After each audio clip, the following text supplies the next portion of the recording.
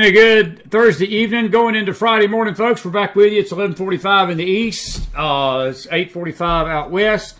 We're grateful to have you tonight. We've got a dear friend on the phone with us tonight. For those of you that were with us earlier tonight on the McFiles program, I told you we wasn't coming on, but as I sat down to have a late night dinner after the show, the news was erupting that the United States has hit Syrian targets, Iranian targets inside Syria tonight.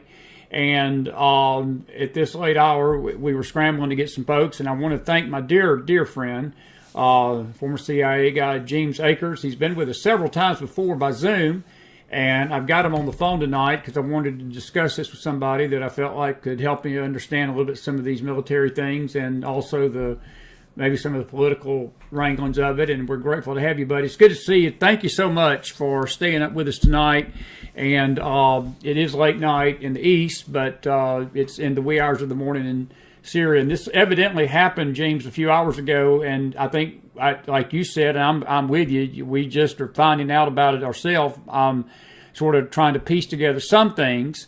But we'll discuss it. But first of all, before we discuss it, let me welcome you. It's good to see you tonight, friend. How are you?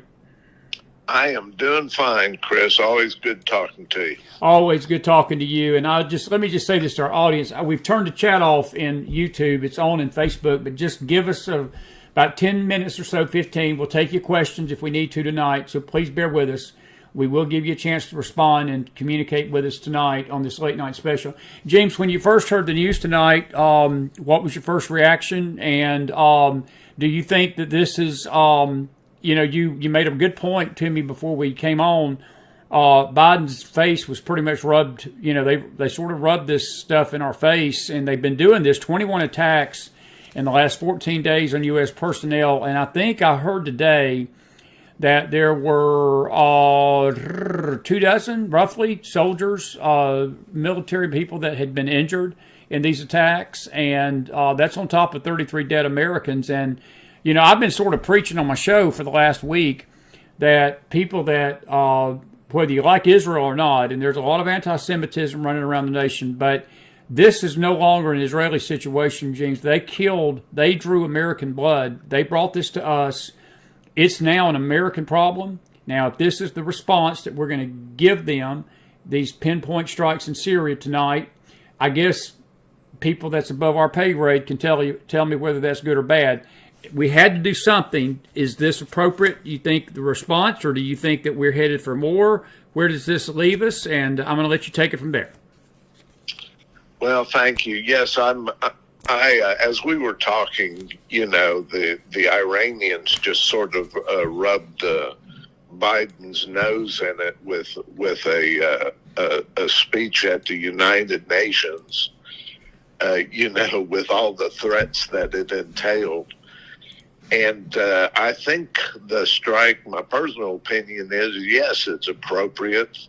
And I think we have nudged the ball in Tehran's court. And what happens from here, I think, is probably up to them. And the sites in eastern Syria are, well known and have been hit by Israeli aircraft for years. Command and control centers, shipping, transportation centers, and basically the network of a system that supports Hezbollah in southern Lebanon, as well as the Islamic Jihad and several other groups that Iran directly funds, and we've known it for years.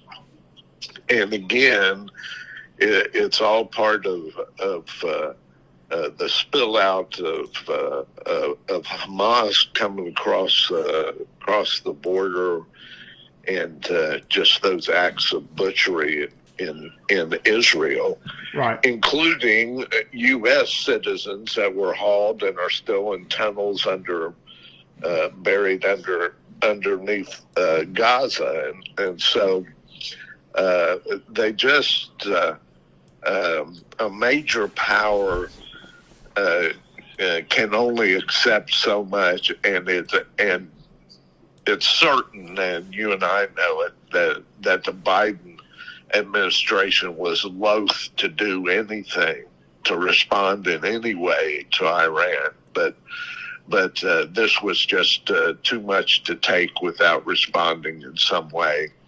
Iran was capitalizing on it in terms of propaganda around the world. And, sometimes a superpower's got to act like a superpower, and that's what I think the United States did early this morning. I do too. I absolutely believe that.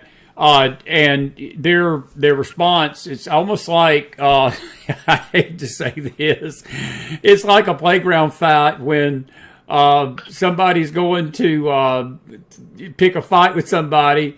You throw sand in the guy's eyes, and then the one that throws the sand in the guy's eyes says, "No, we don't want to fight. I don't want to fight you. I don't want to fight you. I'm just trying to get your attention."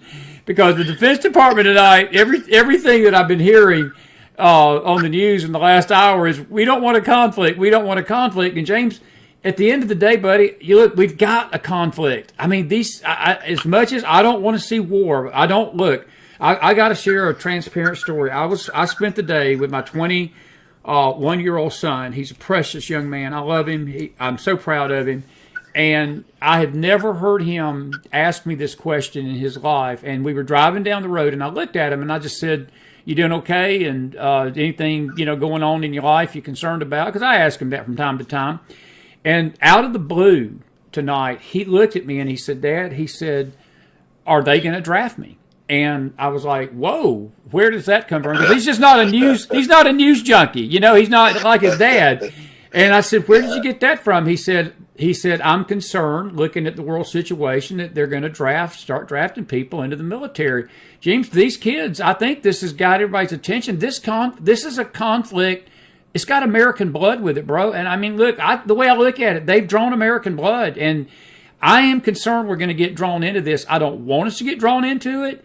But I'm just curious how you feel about that. Or do you see this escalating? Or do you think this is it and we just take our toys, go home, and pray the Iranians don't do more?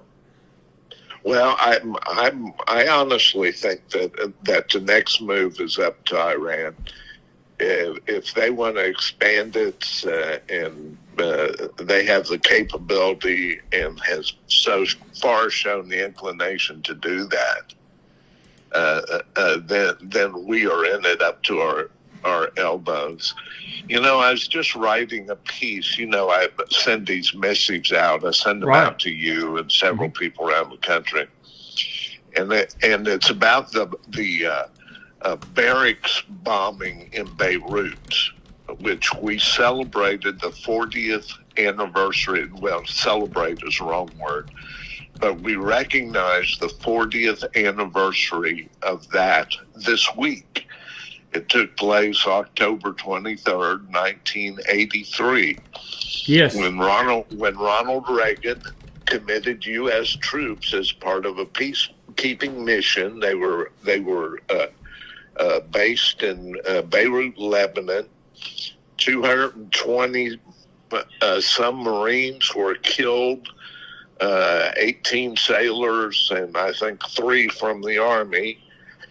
In the greatest military disaster, that it was the worst one-day loss for the U.S. Marine Corps since Iwo Jima in World War II. And we knew Iran was behind it, and we did nothing. Great point. We pulled it out, and instead of holding somebody accountable for that blood, there was nothing done.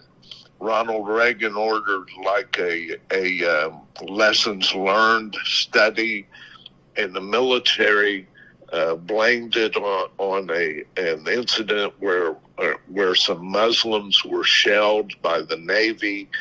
In essence, what it found was it was our fault that we got hit. Nobody was ever held accountable for the Beirut bombing, for the loss. If you go to Arlington Cemetery today, there's a Lebanese cedar tree that marks a cluster of graves of those young Marines. And when I was in the intel community, I was taking a training course, and one of the fellows that was in the course, he gave me a ride to where we were going off-site training type thing. And I found out he was one of those Marines that had survived. There were like 180 that were wounded. He was wounded and survived. And to hear him talk about us doing nothing after that happened, and this is a story that is repeated over and over with the best of intents. We get involved in the Middle East. Iranian-backed proxies will hit us with terrorist acts, or in this case, just trying to take out our vessels as we're coming up to support Israel, and I think it just is too much. Yeah. Let me ask you this. Not to interrupt you, but let me ask you this: on a worst case scenario in your mind, what is the worst case and best case scenarios as this turned out? Of course, I know the best case is Iran just behaves itself, which you and I both know they're not going to do. But right. do we lose more face if we don't push? Because James, I don't think this. I'm just going to say this, and again, I'm not a warmonger. Okay, it's going to sound like I'm a warmonger, but I'm not. But I feel like that in the Middle East, and I think history has proven this, that this group of people, the ones that were behind the terrorist attack in Israel, the ones that were behind 9/11, the ones that were behind really every jihadist attack that the world has ever seen, these are international bullies. And you and I both know in any fight, a bully, if they feel like, and you hit it, you sort of alluded to it a while ago, and it's absolutely correct, the weakness of the country, when they sense weakness in an enemy, they get more aggressive. And that's exactly what they've done. And the attacks have gotten more intense. And if we just give a little pinprick attack on a munitions dump or two in a Syrian desert that only a few camels will probably take a note of and watching, and it don't draw the same response of blood from Iran, and I'm not an eye for an eye, tooth for a tooth, but in this case, when you're dealing with international conflict, when they take American blood, the way I look at it, all bets are off. The gloves are off to me. And if you just pinprick them back for American blood, they're going to shed more blood, James. That's how I feel. I may be wrong about that. May be taking a real naive view of the world. But do you think it was enough? And let's just say that they do it again. What's to say that next time it's maybe they just send a missile over to one of those carriers in the Mediterranean tonight, and we have dozens, maybe hundreds of soldiers dead, and then while we had the chance to deal with this, we let him get by with it. I see a lot of disaster brewing if we don't deal with this strongly. Well, they do not understand good intentions over there at all. They respond to force, and so this served a message. Now, the Defense Department hopes that it served enough of a message that Iran sort of pulls back and behaves itself. I'm not sure that's going to happen. If the Israelis go into Gaza and you have Hezbollah with an estimated 150,000 precision-guided missiles that start heading toward Israeli cities, right? All bets are off. Just like you said, all bets are off, and at that point, like it or not, this conflict has spread, and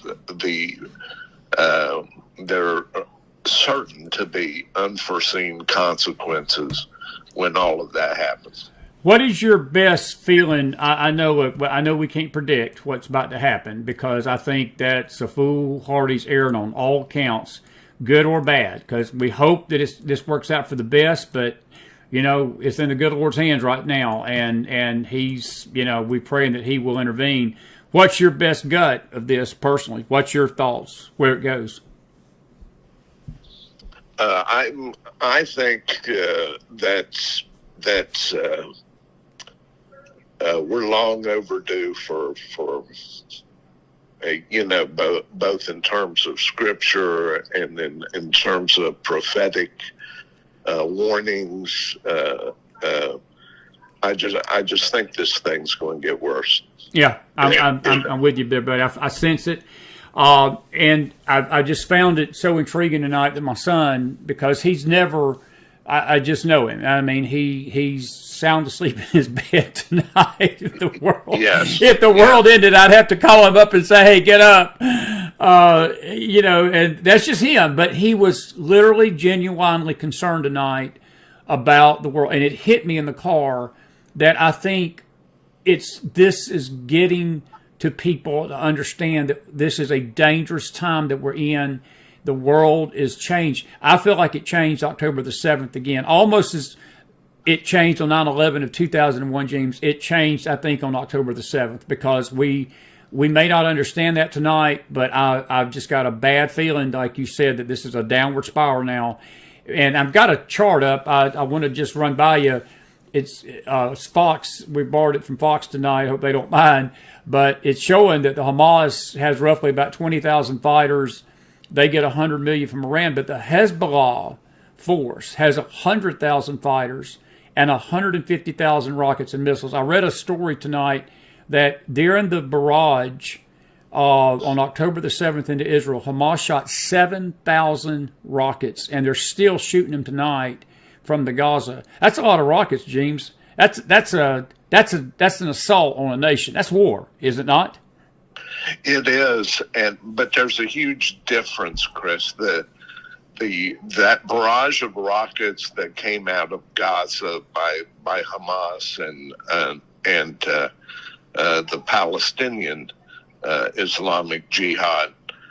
Those rockets are homemade, basically, for the most part, rockets. A few of them had components from Iran, but those were assembled underground, and those were easily intercepted. They are not precision-guided missiles by any sense of the word. Hezbollah is sitting on at least 100,000 precision-guided missiles, all of them loaded. There's no way the Iron Dome is going to be able to intercept all of those missiles. The system will be overwhelmed. So we're looking at massive destruction. And then you have the Israeli leaders that are sitting on all of those Jericho nuclear missiles. Yeah. And the decision will be, I cannot see, Israel with the history of the Holocaust and all of the everything that those people have been through, sitting idly and watching everything burn around their ears without responding. And this thing could reach nightmarish levels. Now in a matter of hours. So let me ask you a question too before it's a scary world we're looking at tonight, my friend. It is, buddy. Let me ask you a question. There was a report out a couple of days ago that the IDF found a manual when they were doing their diligence in Gaza, trying to prepare for this ground attack. They found a booklet that Hamas evidently had written, and we just lost Jeemes because my phone just went dead. Chris wasn't charging it. That's just brilliant. Folks, give me 1 second while I'm trying to get the phone charged back up.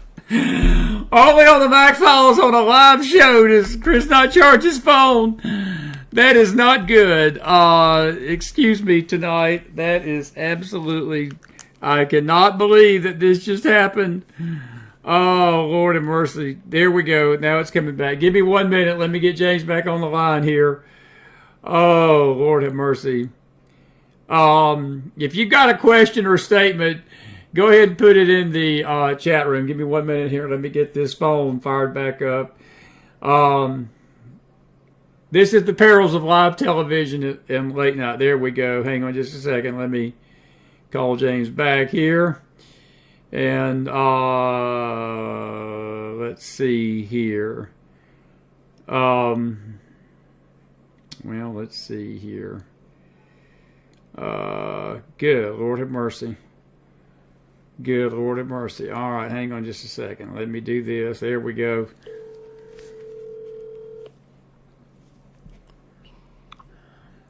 Chris, somehow we got cut off. I didn't pay my phone bill. That's what happened. I didn't pay my electric bill or my phone bill. And only on the McFiles late night, midnight special do we have such drama. My question was about the chemical weapons. They found the booklet that was basically outlining a plan to use chemical weapons on a scale of 1 to 10. How, with 10 being the worst and likely 1 being the least, how do you see that playing out with Hamas? Are they that stupid or dangerous that they would consider that, or do you think that's something that would be a game changer too? Would it not? That would turn this thing into a nightmarish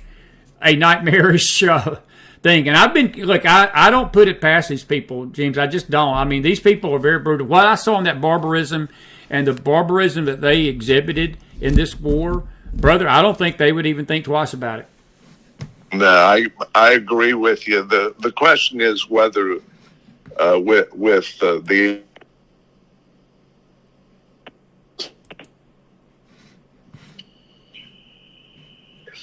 Are you still there? I'm still there. I got you. Yeah, I'm still here. Go ahead. I don't know what's going on with these phones, but yeah. At any rate, if they had the capability, I have no doubt that they would use it, and if they would use it, it would be another game changer in just a sequence of game changers. I put a lot of trust. I've worked with them. Israeli intelligence is pretty good, and I think if they had a capability to do that on a large scale, I think the Israelis would have discovered that. And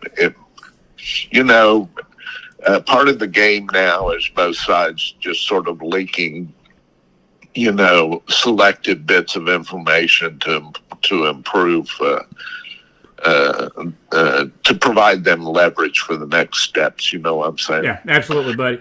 Do you, you are a former intelligence agency agent, and you studied, you've been in this field. And I don't ask this question as a Monday morning quarterback. I've really cautioned my audience not to make any disparate or dispersions or judgments about Israel's maybe failure, not knowing what this was going to happen, because look, this is beyond rocket science. It's not a perfect world, and things get lost and things happen. And James, these people that are, it's like I've heard people say before about terrorism. The terrorists only have to get it right once. We've got to get it right every single time. I mean, we've got to make sure we know these things every single time. They only need to get through once. And look, this was a once in a 50-year event for Israel. The last time this happened in this scale and in this nature was basically the Yom Kippur War of 73, and it was almost 50 years to the day. And you brought up a beautiful point tonight. I was actually working at the Credit Bureau in Tallahassee, Florida, the day that the Beirut barracks got bombed, and it sent a chill. I was just out of high school, and it was ironic that I felt the same thing my son felt today. I was like, here we go. We're going to war. I'm probably going to be drafted tomorrow. And it was a weird feeling. But do you, what's your thoughts on the intelligence that's been being fed to Israel? Are you confident that America's intelligence and Israel's going to be, are we picking up these threats like we should, or is there something lurking out there that tonight we better be very concerned about? I'm just curious. My reading of that, for what it's worth, and I've been out of the field for a few years now. My reading of that is that Israel fell in love with its technology. Great point. And it relied on its technology and assumed that its enemies would operate the same way. And they didn't. They went completely low tech. Everything was passed impersonal messages. They went dark on in the sense of cyber. Everything's subterranean.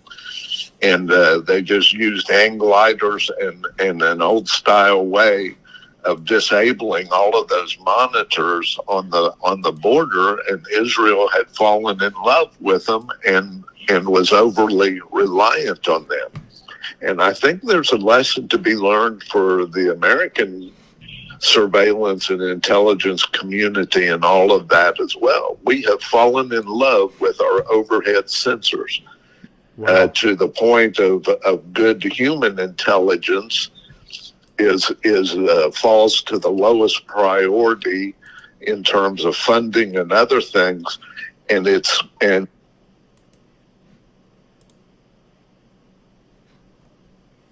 you there, James?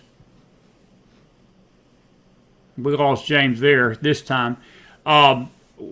Jamie, I'll ask your question when he comes back. James, I don't know if you can hear me or not. We've lost you there.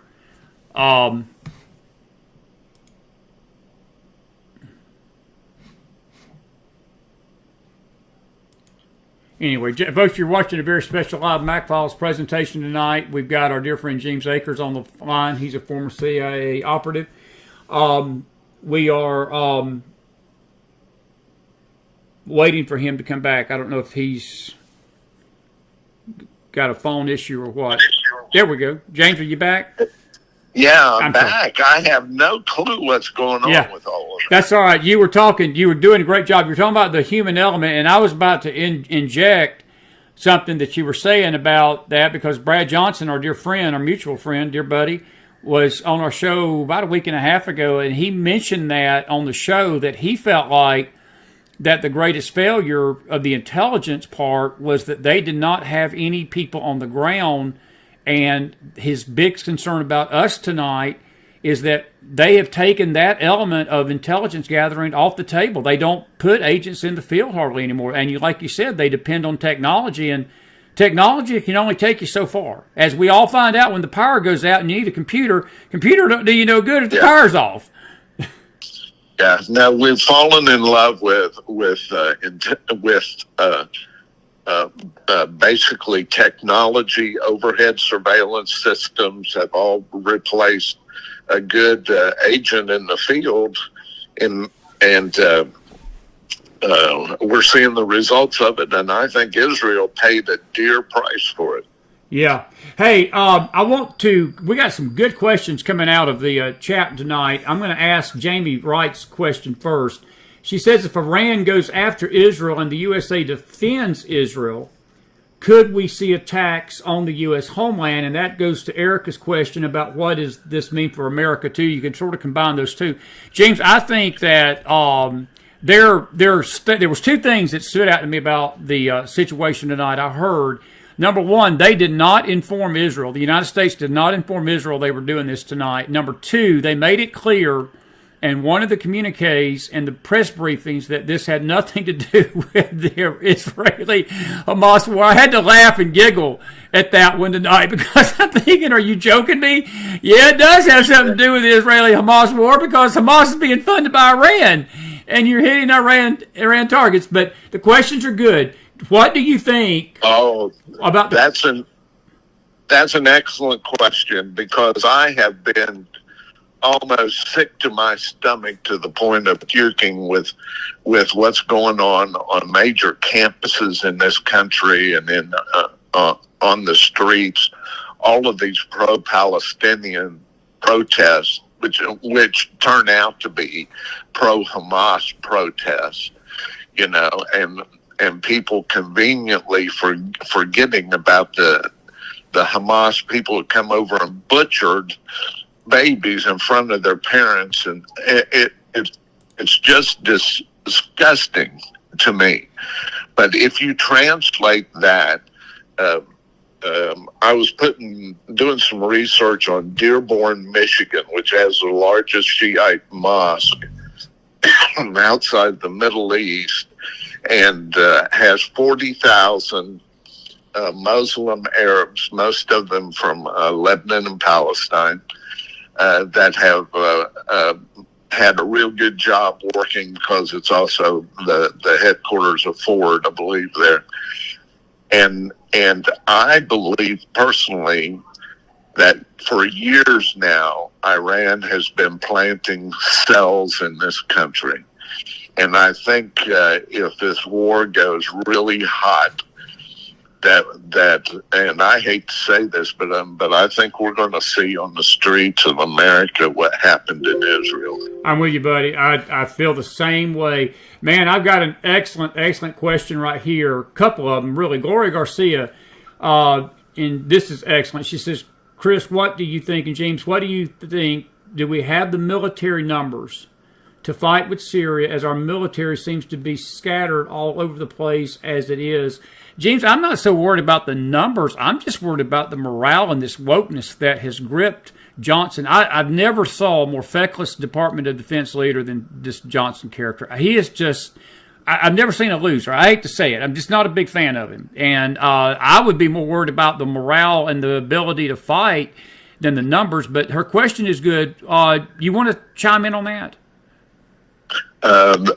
Numbers-wise and equipment-wise, I think the job can be done.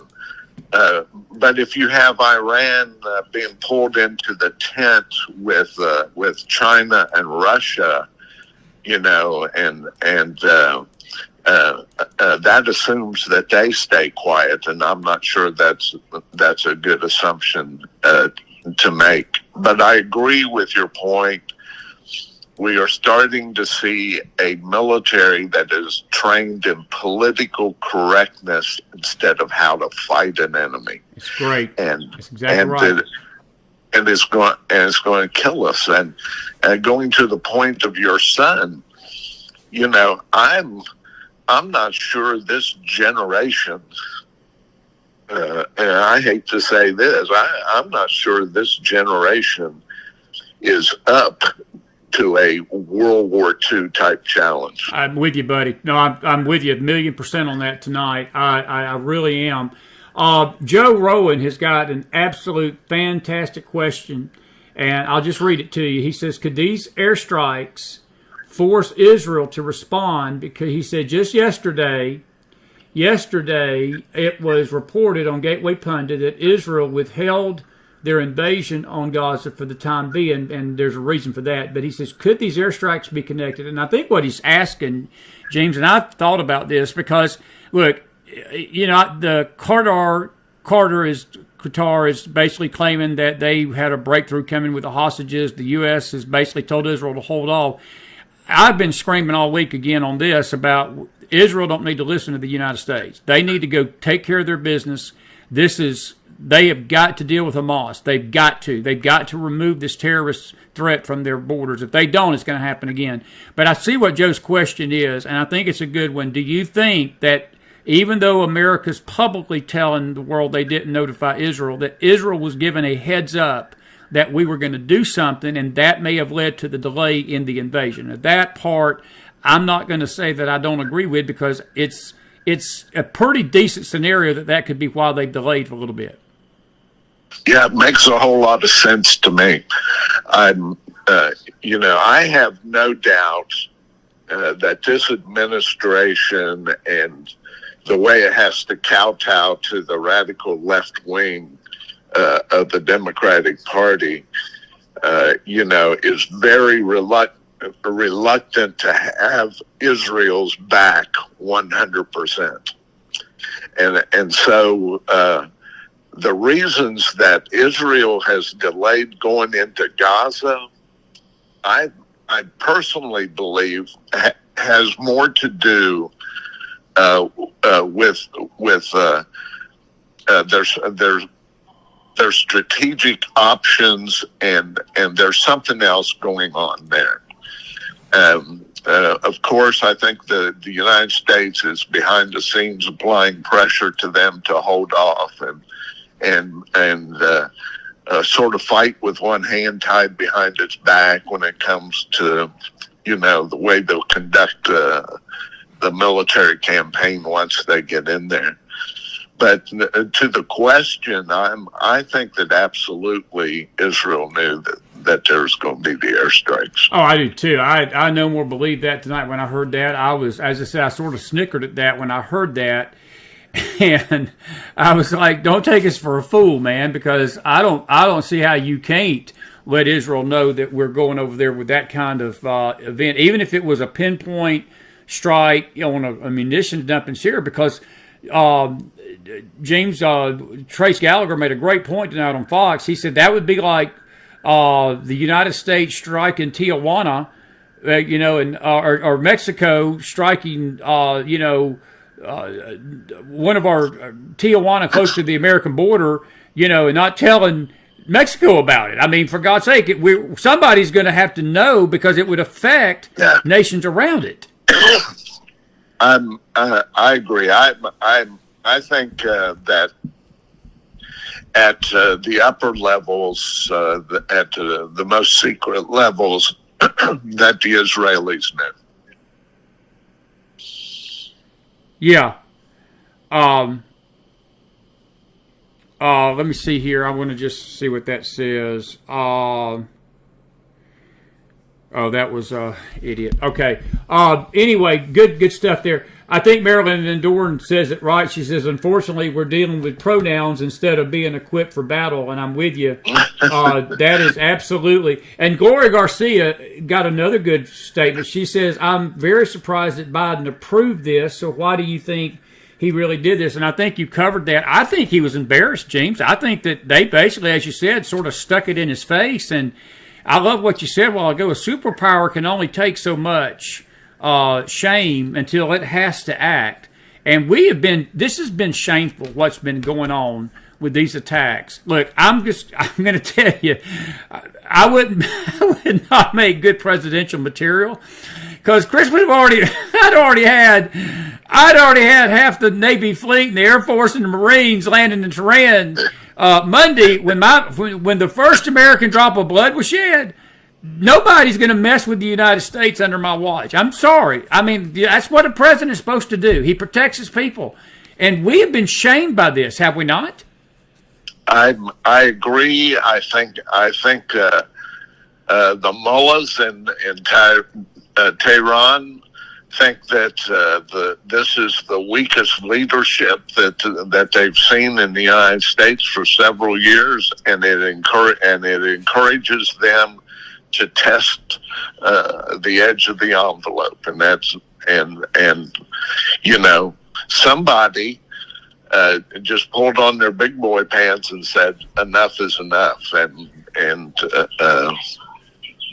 I'm glad in one way they did, but I'm sort of anxious to wake up tomorrow morning and see what happens. Me too. Next. I had Eric Carrot on Tuesday night. He believes Friday is going to be the day that Israel starts basically invading on the ground. You got any? I know we can't predict the date or anything, because I don't think nobody ultimately knows. But do you have a guess? Do you think Friday's possibly tomorrow? We could be waking up to the fact Israel's gone into Gaza.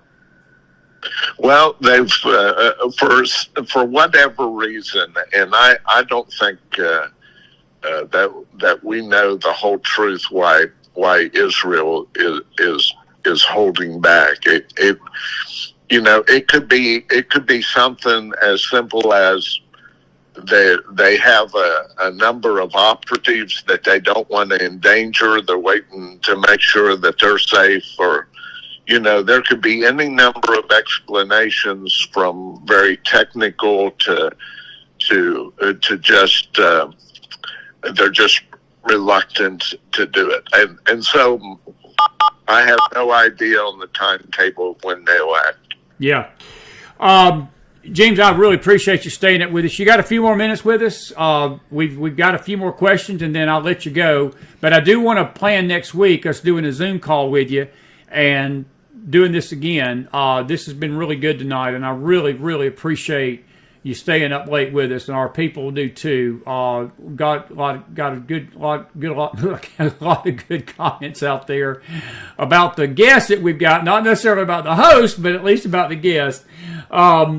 Let me just say, Bruce's question. He says, "How many U.S. citizens do you think are prepared to fight here at home, as far as percentage?" And I think you basically gave the percentage. I don't think there's a lot of. I don't think there's a lot that are. Do you? Well, I'm not sure that I completely agree with that. I think there are some. A part of the problem that this massacre was so successful that Hamas pulled off is because they were coming into the homes of unarmed people.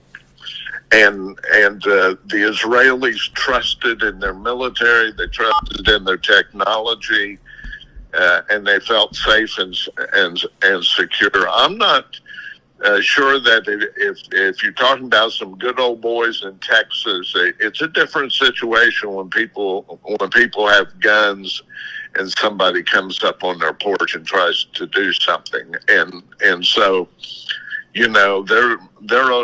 there are a lot of people that are prepared to fight in this country. I think most of them are older generation people is the problem. So, but I don't know. I think there's still a will to defend what is sacred in this country by a significant portion of the population. Yeah. I'm with you. Absolutely, buddy. I sure am. And I think that me and you are on the same page with that. I do want to ask you a question about one quick thing before I let you go. I had a guest on tonight. They were from New York, and we were talking at the end about targets here in America. She made an excellent point, just an absolute fantastic point. I think everybody's got their attention on these bigger cities.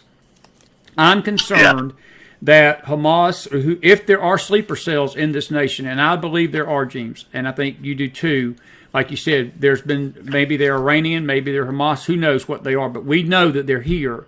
I think that they're not looking at the traditional bigger cities like we may think they are. I think they're looking at these smaller, mid-sized American towns, maybe even in the South, the Midwest, targets that maybe like Lewiston, Maine, where this nut job's gone amok with a ex-military rifle and killed all those people last night. You think about that kind of scenario with a terrorist attack, because most of our law enforcement in those cities, Jeemes, are not maybe as prepared as maybe the bigger cities. I think these people are not dumb. These terrorists are not dumb what they're doing. Thoughts on that real quick before we wrap it up tonight? Yeah, well, that's a scary scenario. That if the sleeper cells, which I agree with you, I'm positive they exist. If they wreak havoc in the rural America, then that's a different case altogether. I'm not sure that they don't trust in strength and numbers, and for the most part, like Dearborn, Michigan is Muslim Shiite central in this country. Yes, it is. And it's like the 17th largest metropolitan area in Michigan. So at that level, they have made, in my view, and I know a lot of people disagree with me, they've made significant inroads. And if the masters in Tehran turn on the switch and say, just kill anybody you can, it's just going to be carnage at that mid-city level. Yeah. I'm with you right there, buddy. I really am. One other quick question. What about Turkey? They have sort of done some saber rattling a little bit with their mouth, nothing covert, but I wouldn't trust Erdogan past his screen, buddy, myself. I'm with you. Erdogan is in my view, just a thug. I was really rooting for him to be defeated in this last round of elections because I don't trust him as far as I can pick up this house and throw it. Yeah, I'm with you. Man, listen, you have answered the call, and I will be forever grateful to you, and I hope that we can, again, we'll get you on next week. I enjoy your articles that you send me, and I want to thank you so much, and our audience wants to thank you for being with us tonight. It's a lot of people are up. We've almost got 300 people watching us tonight at this hour, and that tells me a lot. People are concerned about this. And I tell you, Chris, the questions were excellent. Yes, they were, and we got a good audience. I have to give my audience some kudos. These folks are good patriots and good folks at heart, and they love their country, and that's why they're part of our McFiles family. Just like you, my friend. You're my friend, and I'm grateful for you. And listen, I'll be in touch with you, and hang loose on that phone. We may have to do this again tomorrow night, depending on if the world don't end tomorrow. Okay, just give me a call. It's always an honor for me to talk to you and your audience. Same here, my friend. James, have a good night. Good night's rest. Thank you, my friend. Be blessed. Bye. Bye-bye now. Jeemes Akers, everybody, put some fire in that house. I'm not going anywhere for right now, but we had Jeemes. It's almost 12:52, 12:30. Jeemes is up in the middle of the night, and I didn't want to keep our guest up any later than that. I'm going to address some of your other comments. And to the individual that says this leadership cares absolutely nothing about Americans, we must call out as a people unto God. You know, when I hear those comments like that, I ask you the question, do you not think that people are calling out to God tonight? I mean, seriously.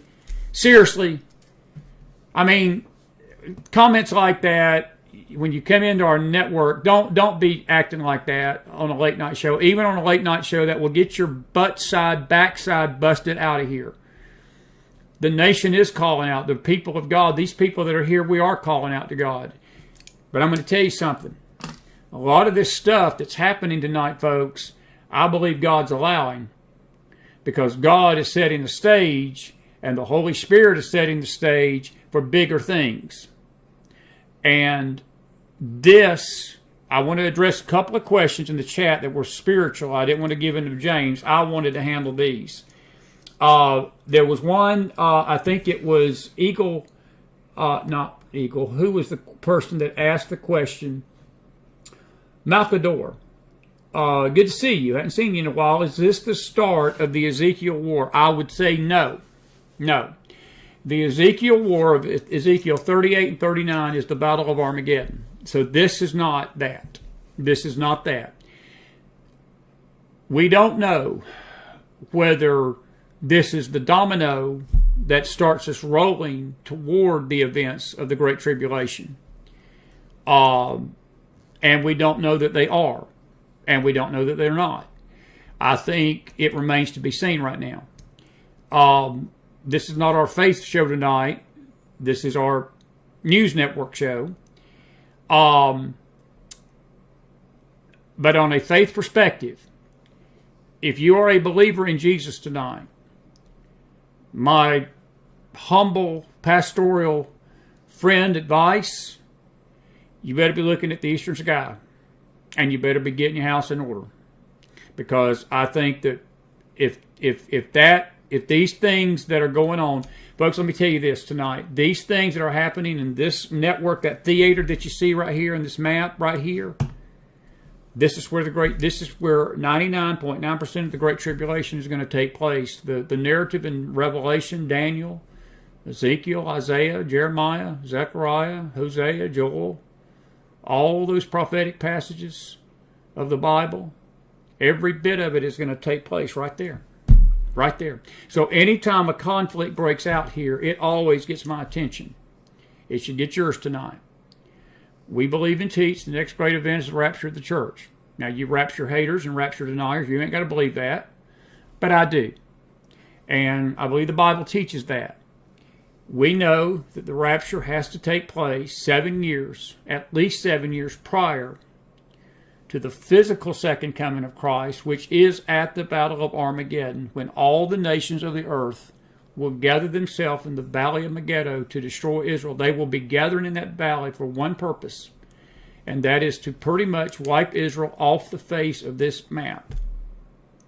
I've got something to say about one of these maps in a minute before we leave, and I hope the Lord don't let me forget it, because I want to address it. It's eating at my crow what Fox did, but I'll get to that in a minute. Rapture of the church is the next great event. After the rapture of the church, the Bible clearly tells us that the man of sin, the white horse rider of Revelation chapter 6, verse 1, is going to sign a covenant of some sort, whether it's a peace treaty or an agreement or some kind of covenant. Daniel just says it's a covenant. He will sign a covenant. He will confirm the covenant with God's people. Daniel 9, 24, 25, 26, 27. That covenant will last for 1 week. A week in Scripture, 7 years. In the middle of the week, he will break that covenant. He will invade Israel. It will be the first time Israel will be defeated militarily in her history. She's never been defeated militarily in her history. In her entire 75 years of being reformed as a nation, she's never been defeated militarily. Not since 1948. They've tried, they've come close a few times, but they've never done it. She's always beat them back, with the help of God, mind you. But in this case, God will allow the Antichrist to conquer her temporarily. It will begin really the second greatest Holocaust the Jewish people have ever seen. 5/6 of the Jewish race will perish during these years of tribulation. 5/6. 3/5 of roughly of the world's population. We're at 7.5, 8 billion people tonight, folks. It's very likely that 6 to 7 billion people will perish during those 7 years. That's how traumatic this event will be. Jesus said it's a time like it on the earth that has never been like it in the past. There'll be a time like it in the future. But at the there's some events that will go on during those 7 years I don't have time to get into tonight. But the military part of this, the Antichrist tidings out of the east will disturb him. Daniel 11 speaks of that in 44 and 45. Daniel 11, 44, 45. He will leave his conquest of Israel alone for a season, because evidently it will seem that he has conquered Israel. He will leave Israel. Now, when he invades her in the middle of the week, a lot of the Jews will flee to Moab. They will flee into Jordan for safety at Petra, and they will gather there in record numbers, maybe thousands by the thousands, and they will stay there for a season until the Antichrist leaves again with his troops and his armies. They will go east and north because tidings from there will trouble him. Evidently, there will be people and nations that will still oppose him during the Great Tribulation. But it is at that point that he will go forth, and with the all force of Satan, with every bit of spiritual force and political and military force, and the deception of 3 demon spirits. You can read this in Revelation 16, 13 through 16. They will go forth to the kings of the earth. They will deceive the kings of the earth to throw their lot in with the Antichrist. And it will be at that point that he will turn around and come back, start marching back into Jerusalem. Now, at this time, those Jews that have sheltered in Petra will come back into the holy city. They will come back into Jerusalem and basically hunker down for one final attempt to save their nation, to save their city. But another thing will start taking place with the nation. The nation will not just look at itself's political existence. They will begin to see their spiritual condition before God. And it's at that time that they will renounce what they did 2,000 years ago, and they will repent as a nation for crucifying Christ, for allowing their Messiah, their real Messiah, to be crucified on the gates, outside the gates, that they will repent for accepting this false Messiah. They will cry out to God like they've never cried out to him before, going all the way back to the day of Abraham. They will literally say, you can read this in Isaiah 63, they will declare their righteousness as filthy rags. They will basically say if Abraham was alive and Jacob was alive, they would not even claim us.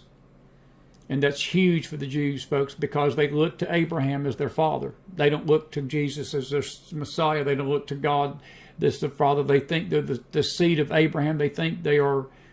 That's a big stumbling block for the Jews tonight. But at that moment in history, that will all be thrown out the door, because they know without intervention from above and divine help that they will perish. And the Bible tells us in Ezekiel that the fury will rise up in God's nostrils. And he's going to remember his covenant. He's going to remember his covenant that he made with Abraham, Isaac, and Jacob. And his fury is going to rise up. And the eastern sky is going to burst forth at that time. And that's when Christ will come back with thousands and 10,000s, maybe hundreds of thousands of his saints. If you're born again tonight, that's you. And he will split the eastern sky wide open and come into Jerusalem from the southwest, and he will fight with the sword of his mouth. Revelation 19 tells us the forces of the Antichrist, and he will defeat them. The events that I just described to you, Malchador, is recorded in Ezekiel 38 and 39. That is the Ezekiel war. That is the battle of Armageddon. He will deal with Gog. He will deal with the Antichrist. Gog, he's called the Gog. The Antichrist is called Gog in Ezekiel 38 and 39. And God will address a lot of things at that battle. But I put it like this: those that oppose Israel at that moment are going to perish in such a way. The blood from that battle, the Bible tells us, will reach to the horse's bridle.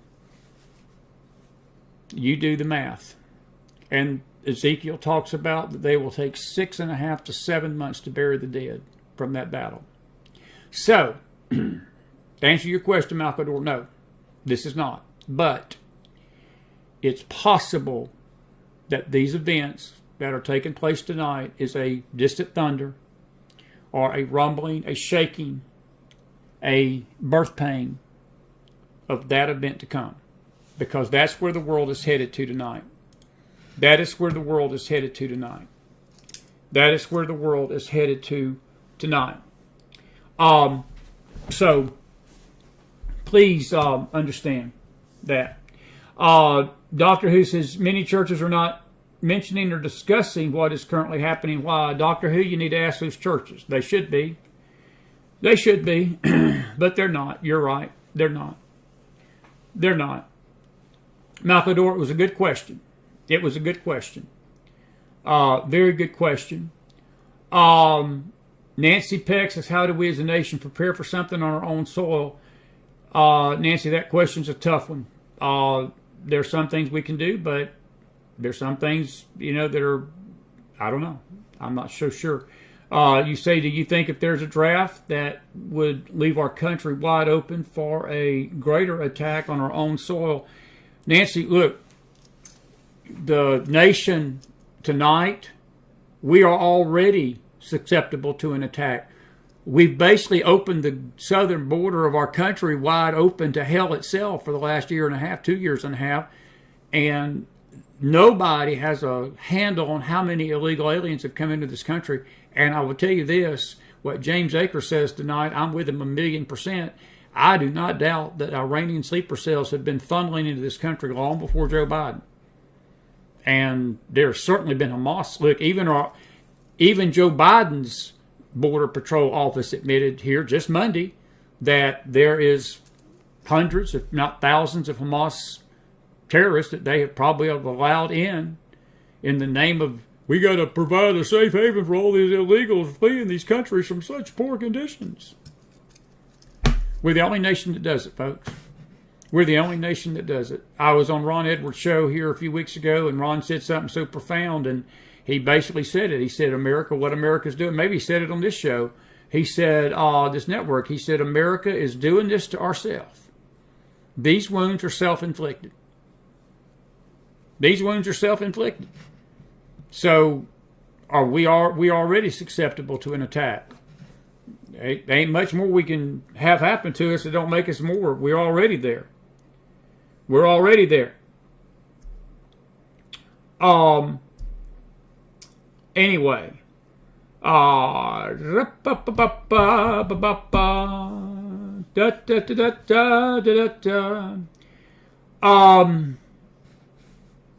Let's see here. Bob, I'm not so sure what your 5013C is about, but at least get your numbers right. I don't know if you're alleging who's a 5013C or 13C. That's not what we're talking about tonight, Bob. Bob, the world's about to end. You know, it's amazing to me tonight. I'm not calling out Bob. But people like Bob, it's amazing the world's about to end, and you still got people out there worried about the 501c3.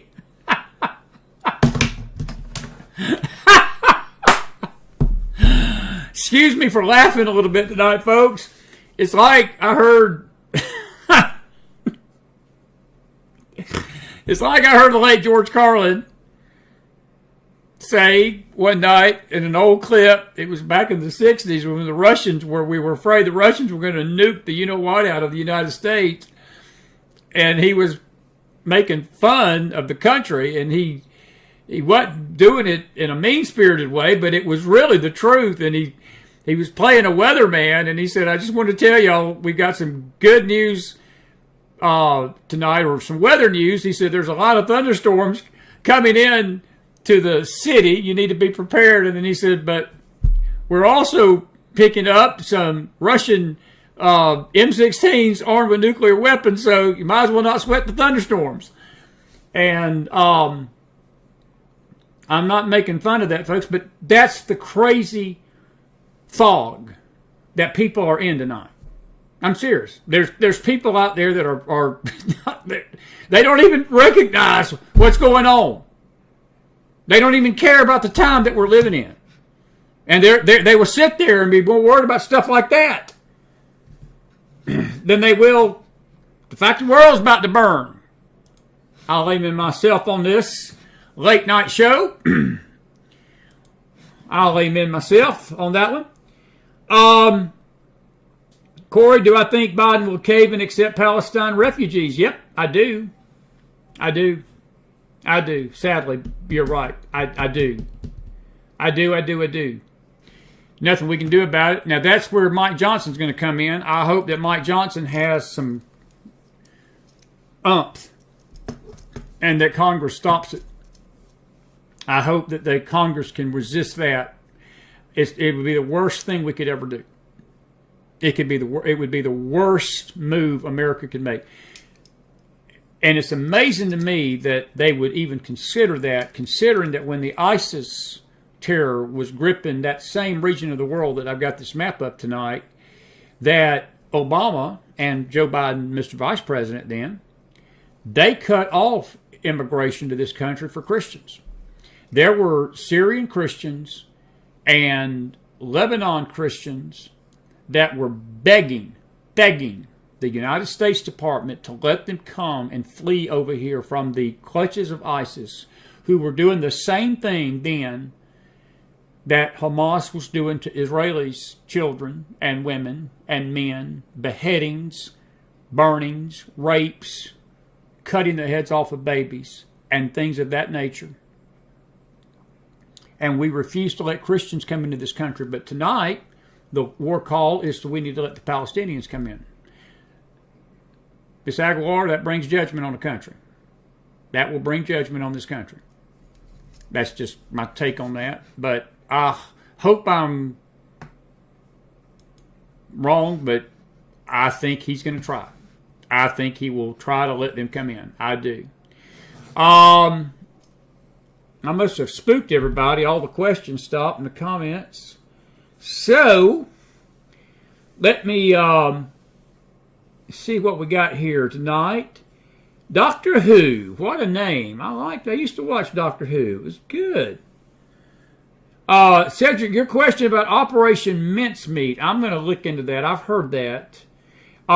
Nagel, Eagle, no, this is not the start of the Psalm 83 war either. Psalm 83, Ezekiel 38, 39, folks, is all future. It's all yet future. Let me just say this. I believe Psalms 83 is Armageddon. It will take place. This is just my biblical offer tonight. This is my biblical view. Everything that the Bible predicts as far as war goes with Israel, folks, will not take place until after the rapture of the church. Everything that the prophets saw, they did not see the church age. I don't have time to explain all that theologically to you tonight. Just take my word for it. Now, you should be with us on our Bible studies in the morning, because we study in the Bible on our McFiles Faith Network every day, 4 days a week. And while we're not talking about this specifically, good Bible study. The prophets did not see the church age. So anything that takes place in the church age, they would not have seen anyway. They did see Israel's travail in the last days, which begins when the church is taken out. So when the church is taken out, everything that has been predicted, the Psalm 83 war, the Ezekiel 28 or 38, 39 Armageddon war, all things that pertain to the Great Tribulation can then take place. But being that I'm sitting in front of you tonight, I can tell you the church ain't been taken out, because I'm getting ready to go. I'm listening for the trumpet. And millions will disappear. I was watching a commercial, David Jeremiah, his book, The Great Disappearing. The Great Disappearance, I think that's the name of it. It's a good book. I hadn't read all of it, but he outlines the rapture. We're going to be getting into detail on the rapture on Wednesday nights very soon. We're studying Revelation. I encourage you to be with us on Wednesday night on our McFiles Faith Network. If you've not subscribed to our networks, please do so tonight. If you're new, we'd love to have you back. Love to have you back on the Faith Network. We're building these channels up. That's one reason we're getting ready to launch a news network just for nights like tonight. Now, we've been going about an hour and 8 minutes. I'm about to say goodnight to you. But understand that any war, any question like that, if you think any of those events that the Bible outlines of the prophets or even the Psalms concerning national Israel, folks, they cannot take place while the church is here. They just can't. This war is not between nations tonight. This war is between Israel and a terrorist group. America struck an Iranian target in Syria. Neither Syria nor Iran have officially declared war on Israel. Lebanon has not declared war on Israel. Jordan has not declared war on Israel. Egypt has not declared war on Israel. The two factions of this war is between Israel and Hamas, even though we know that Iran is backing Hamas. So, no, this is not the Psalm 83 war. This is not the Psalm 83 war. But I understand your question, but I hope that explains it.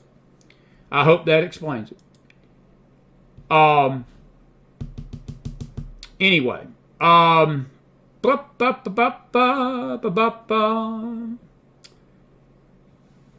Let's see here. I'm going to get to the map, Diane, in just a second before I leave. I thank you for reminding me that.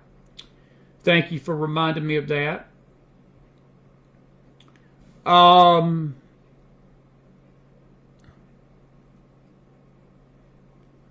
Let's see. And Doctor Who, you're absolutely right. The church is silent about this, isn't they? It's amazing. It's amazing. I will say this before I talk about this map. The silence of the church on this matter is deafening. But you know what the church is doing? You know what church leaders are spewing tonight? Is anti-Semitism. A lot of them are. A lot of telegram rooms that you wouldn't believe would be spewing this nonsense. They're doing it. Folks, the world is on the brink of destruction, and you've got people out there talking about frequencies and DNA, generational curses. You've got people talking about occultism, New Age humanism, how to get rid of your habit to procrastinate. You've got the church chasing every freaking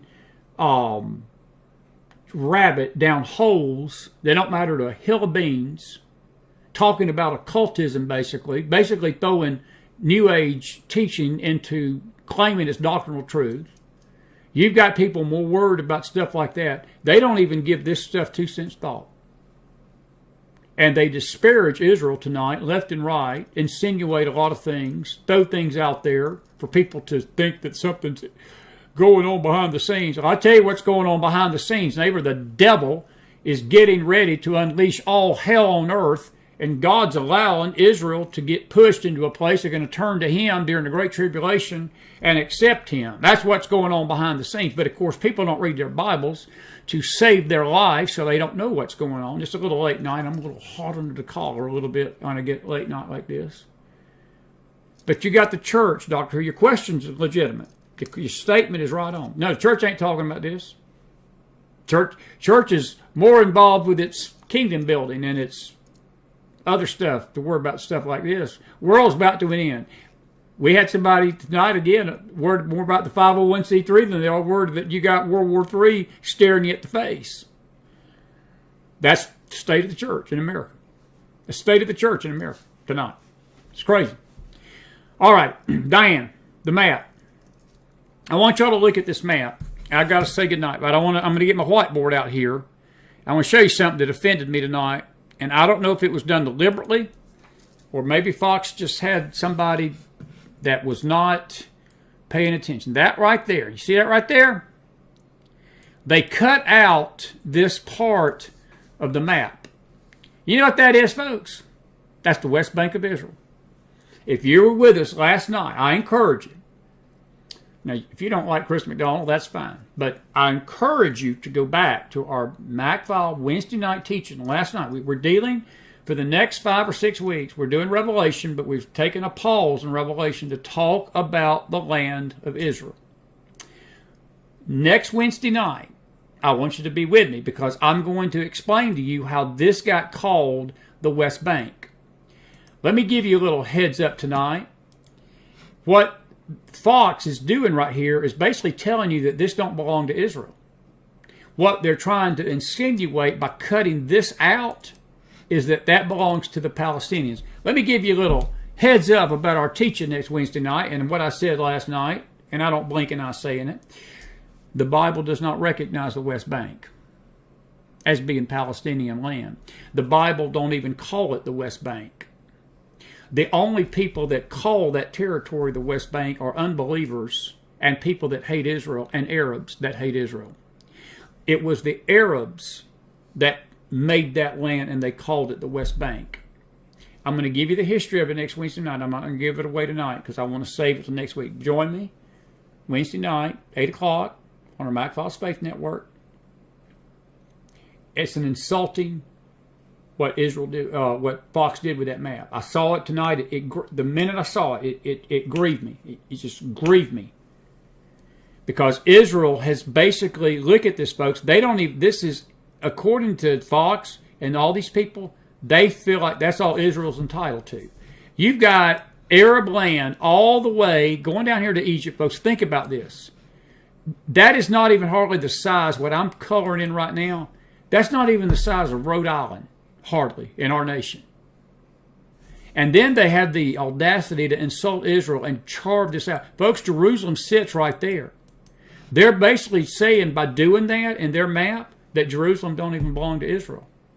And again, the Bible totally slaps that down and repudiates that in no uncertain terms. Be with me next Wednesday night, but let me tell you that's an insulting map. And Fox should be ashamed for doing it, but I know why they did it, because the world views it that way. But I can guarantee you tonight on this late night, early morning Friday, God don't view it that way. He hasn't viewed it that way from day one. And all you anti-Semites and Jew haters out there, you might want to take note of this, that it's called the Mountain of Israel.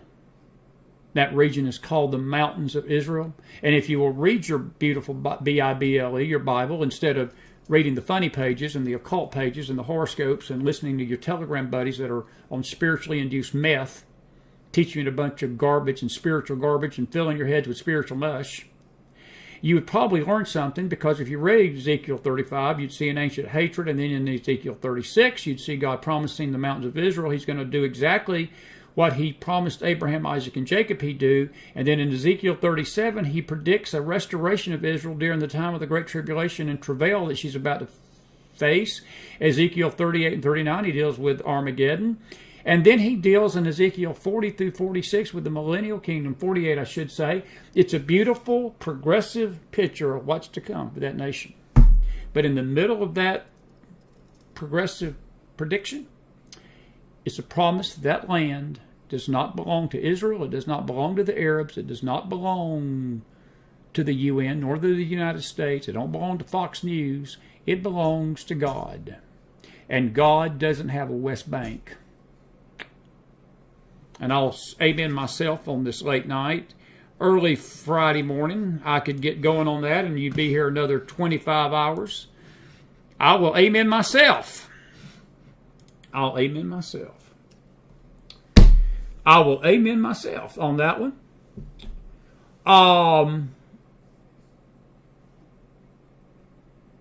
Thank you, Cedric. Why is Judea and Samaria missing from the map?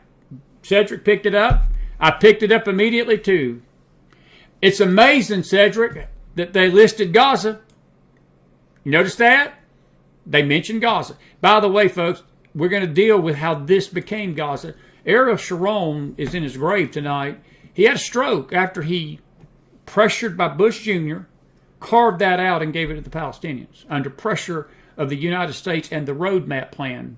That's probably been lost on the memory, but we're going to talk about all that on Wednesday nights for the next 5 to 6, 7 weeks, 20 weeks, with the way Chris teaches it. You need to be with us. You need to be with us. Did you enjoy this tonight? I hope you did. And I want to thank my dear buddy Jeemes. Listen, I want to come on and let you know what was going on with these strikes tonight, folks. It is breaking news, and we will keep you up to date. We'll be on the air tomorrow. We're trying to get some people from the Israeli Knesset to be with us, and some other folks, some other military folks. I was hoping Eric Karen would have still been up, but he was gone to bed. So thank you, Jeemes Akers, for being with me tonight. And I know Johnson was in bed. I wasn't even going to try. Brad Johnson. I just knew he wasn't going to be. But Jeemes answered the call, and I appreciate him. He did a great job in explaining some of this stuff for us tonight. I hope you enjoyed the show. And I will see you. Get some rest out there. It's getting late in the east for sure, but it's getting late out west too. Until tomorrow. I would say tomorrow, till later on today, because it's 12:56. The sun is about to rise in Israel this morning in the Middle East. Folks, hold on to your seats. Hold on to your seat belts, because it's about to get something. It's about to get real, ain't it? I will say this to you, and I mean this to you. Be safe out there. Stay alert. Look out for each other. Pray. Definitely pray. But be safe and take care of each other and have each other's back out there, okay? I love you. Have a good night, everybody. Be blessed out there on this early morning. Thank you for being with me on this McFiles special. We'll see you later today. Bible study in the morning, and then tomorrow night. Good night.